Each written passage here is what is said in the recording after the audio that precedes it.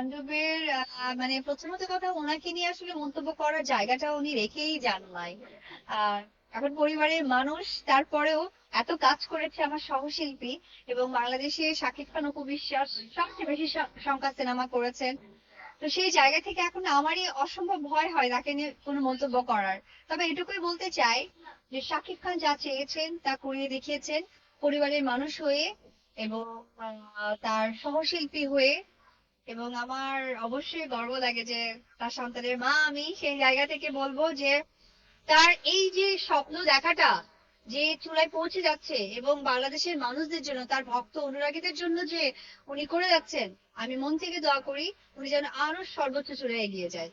Very good. এবং সাবিনা নূর এত ভালো কাজ করেছে, এবং she was very lucky because তার ডেবিউ হচ্ছে শাকিব খানকে দিয়ে। এটা তার জন্য অনেক বড় একটা সৌভাগ্যের। একজন সেলিব্রিটি, একজন অভিনেত্রী হিসেবে আমি মনে করব যে, বাংলাদেশ অভিনেত্রী হিসেবে আমি মনে করব যে এটা অনেক বড় একটা প্রাপ্তি তার জন্য।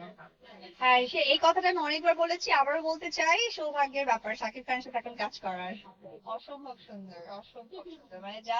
মানে যখন শাকিব খান তার মুখোশ নিয়ে আসে, আমার কাছে মনে হচ্ছিল যে আমি আপনাদের একটা প্রোগ্রামে বলেছি যে শাকিবকে নিয়ে, আমাকে নিয়ে সিনেমার কথা বলা হচ্ছে, যদিও আমি শাকিব খানের অনেক বেশি সংখ্যার সিনেমার নায়িকা, 72টা সিনেমা করে ফেলেছি, তারপরেও আমার সৌভাগ্যের হবে যে কখনো শাকিব খানের সাথে সিনেমা করার সুযোগ হয়।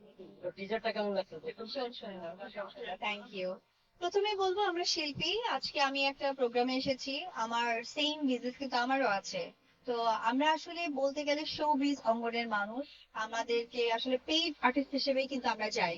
এটাই আমাদের প্রফেশন, এবং এটাই আমাদের রুটি রুজি। তো সেই জায়গা থেকে আমি এটুকুই বলতে চাই যে রুটি রুজির জায়গা থেকেই আসলে আমাদেরকে দেখা উচিত।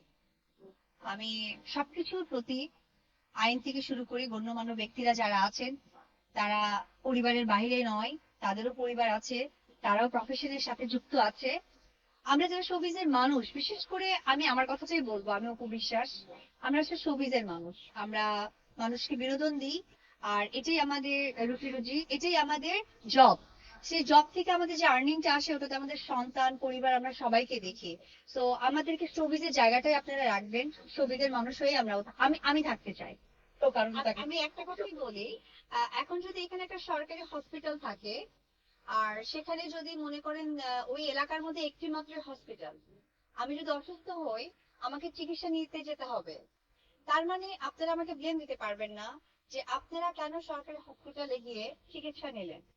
তো আমার ব্যাখ্যাটা এটাই থাকবে যে আমরা শিল্পী, আমরা শোবিজের মানুষ, শো করাটাই আমাদের প্রফেশন।